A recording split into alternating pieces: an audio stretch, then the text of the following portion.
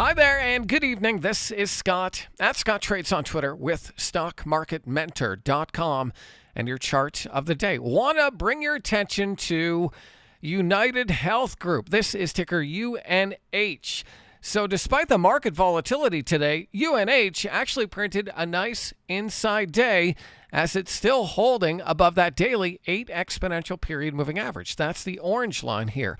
Every pullback to the 21-day over the past month and a half has been a buying opportunity. So this stock looks like has some built-in buyers with them coming in at the lows for support. Now, if I zoom out here, you can see United Health is building kind of this long-term cup, and I have to think it's probably going to chug up and retest that 555 region, which was resistance back here in 2022. So keep an eye on UNH for a potential trend trade to test the highs from back there in 2022. I think that is a pretty logical short-term target for this stock.